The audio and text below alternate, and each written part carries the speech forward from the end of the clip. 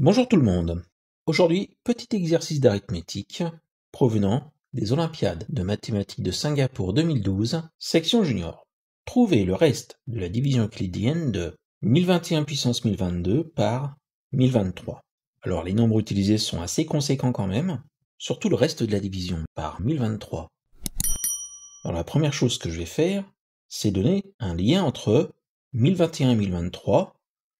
Ce lien est extrêmement simple, c'est dire que 1021 est égal à 1 fois 1023 moins 2.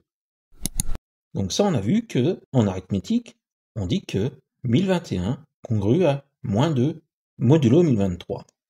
Et 1021 puissance 1022, ce qui nous intéresse ici, du coup c'est moins 2 puissance 1022 modulo 1023. Mais moins 2 puissance 1022, c'est moins 1 puissance 1022 fois 2 puissance 1022, et moins 1 puissance 1022, c'est 1. Donc 1021 puissance 1022 congrue à 2 puissance 1022 modulo 1023. Étape suivante. 1024, c'est 2 puissance 10. 2 puissance 10, c'est 1023 plus 1, donc 2 puissance 10 congrue à 1 modulo 1023. Et 1022 étant égal à 10 fois 102 plus 2, eh bien, 2 puissance 1022 est congruent à 2 puissance 2 fois 2 puissance 10 à la puissance 102, et ceci modulo 1023, 2 puissance 10 congruent à 1, finalement, 2 puissance 1022 congruent à 2 au carré modulo 1023, et 2 au carré c'est 4.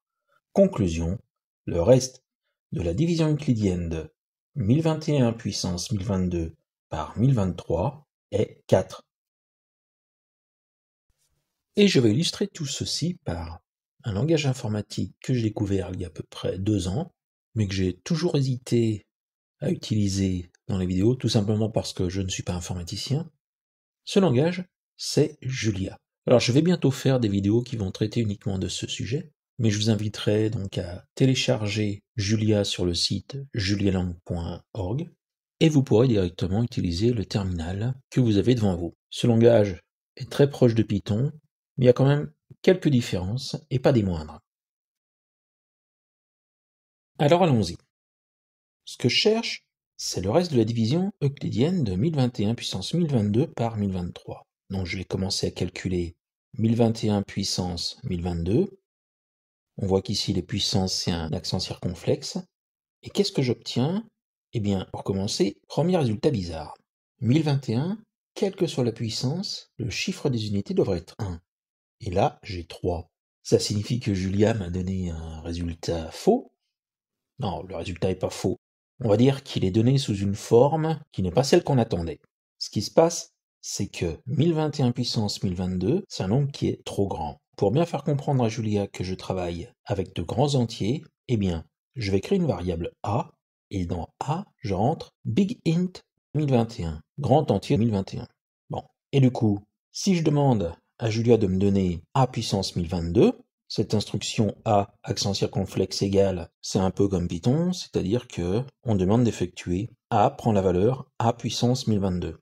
Et là, j'obtiens un nombre qui est quand même sacrément différent. Et là, c'est le bon résultat. Si on regarde bien, effectivement, le chiffre des unités est bien égal à 1. Et si je demande finalement à Julia de me donner a modulo 1023, donc a pour 100 1023, eh bien, Julia me renvoie bien 4 comme résultat.